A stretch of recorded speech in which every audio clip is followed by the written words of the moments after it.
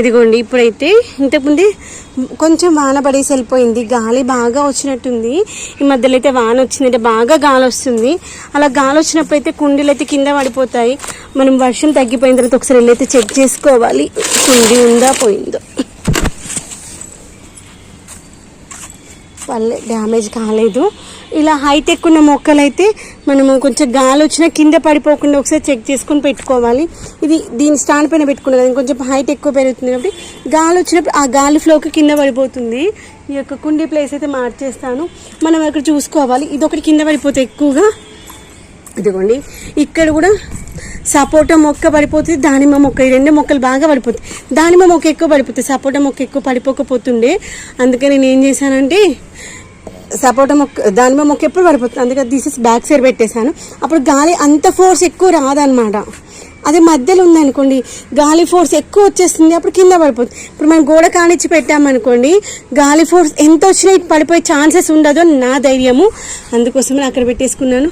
ఇదిగోండి మనం కోడి పిల్లల కోసం వేసిన షెడ్ ఇప్పుడు 2-3 సార్లు కింద రాలిపోతూ ఉంది. నేను కడతా ఉన్నాను. డ్రాగన్ పూత రావాలి అని ఆలోచిస్తున్నాను. ఒక్కటి కూడా వస్తలే డ్రాగన్ పూతనైతే. చూద్దాము ఒక్కటన్నా వస్తుందేమో. ఈ యొక్క మందార మొక్కనైతే కట్ చేసింది అయ్యేమేమో అనిపిస్తుంది. మందార మొక్కనైతే అంతా పోతుంది, దానివల్ల పక్క మొక్క ఖరాబ్ అయిపోతుందేమో. సెట్ అయితే అనుకుంటే ఇది మాట వినేలాగలేదు. కొన్నిసార్లు మనము డేర్ చేసే కానీ పని కాదు. ఏ విషయంలో అయినా సరే ధైర్యం చేస్తేనే దానికి ఫలితం ఉంటుంది. ఇదైతే ఫస్ట్ పక్కన పెట్టేసుకుందాం. దాన్ని కట్ చేసే దాంట్లో అయితే 2 దానిమ్మకాయల కింద పడిపోతాయి. ఇదిగోండి పెస్ట్ బాగా ఉంది కదా, పెస్ట్ ఎక్కువ ఉండడం వల్ల చెట్టు అస్సలు సర్వైవ్ అవుతలేదు. కొమ్మలన్నీ కట్ చేద్దాం. కట్ చేస్తే అదే చిగురు మంచిగా వస్తుంది, ఏం కాదు. వస్తలే మాట వింటర్లే అనుకుంటే చెప్పిన మాట వింటలే. చెప్తే మాట వినకపోతే ఏం చేయాలి? పిల్లల్ని 4 తోమాలి కదా, తోమితే కానీ పిల్లలు మాట వినరుగా. మొక్కలు కూడా పెస్ట్ వస్తే పెస్ట్ తగ్గిపోతాయి కదా అని మెల్లే బుజ్జగించి చెప్తే మాట వినదు. అప్పుడు మనము దానిపైన ఒక 2 మొట్టికాయలు వేస్తే కానీ మాట వింటుంది అన్నమాట.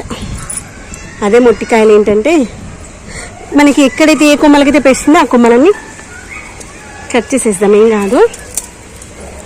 ఇది కూడా మిగిలిన పైన వర్షం పడినప్పుడు నీళ్ళ స్టోర్ అవుతూ ఉంటాయి కదా, నీళ్ళు క్లీన్ చేసుకుంటూ ఉండాలి. ఇదిగోండి కొమ్మలకి ఇలా మొత్తం అంతా వస్తుంది అనమాట. ఇదిగోండి ఈ కొమ్మలు కూడా ఉంది, చూపిస్తాను దీనికి. ఇదిగోండి ఇప్పటికి 4-5 సార్లు గీకేసిన, అది ఎంత గీకేసినా మళ్ళీ పోతుంది, మళ్ళీ వస్తుంది. అన్ని కొమ్మలు కట్ చేద్దాం, ఏం కాదు. ఇటు సైడ్ ఉన్నవి మాత్రమే మంచిగా ఉన్నట్టు, ఎందుకంటే ఈ పేస్ట్ మళ్ళీ మనకు పక్క మొక్కలకు పోయే ఛాన్సెస్ ఉంటాయి అన్నమాట. అదొక దృష్టిలో పెట్టుకొని పేస్ట్ వచ్చిందంటే ఆ చెట్టు వరకు కట్ చేసేసామనుకోండి మంచిగా వస్తుంది. తగ్గిపోతుందిలే అనుకుంటే అది పక్కదానికి పోయి, ఇప్పుడు దానిమ్మ మొక్కలు ఉన్నాయి పక్కన, మంచి పూత మీద ఉన్నాయి, ఇంకా అన్నీ ఖరాబ్ అవుతాయి. ఇంకొన్ని చిన్న చిన్న కొమ్మలు కూడా ఉన్నాయి, అవన్నీ కట్ చేద్దాం, ఏం కాదు. కొంచెం ఇప్పుడు కట్ చేసేటప్పుడు కొంచెం బాధ అనిపిస్తుంది, కానీ మళ్ళీ చిగురు వస్తుంది, ఏం కాదు. చిగురు వస్తుంది కాబట్టి అయ్యో పోతుందనే బాధ ఏమి ఉండదు.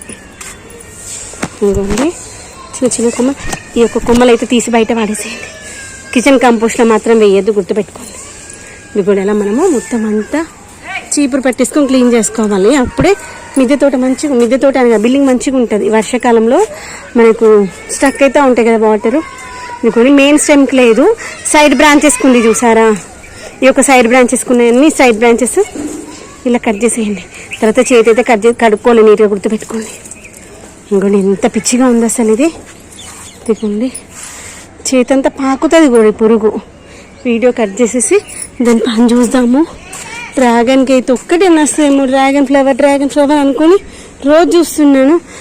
చూస్తే రాదు అనిపిస్తుంది, కానీ అబ్బా చూడకపోతే మాత్రం ఆపుకోలేం కదా.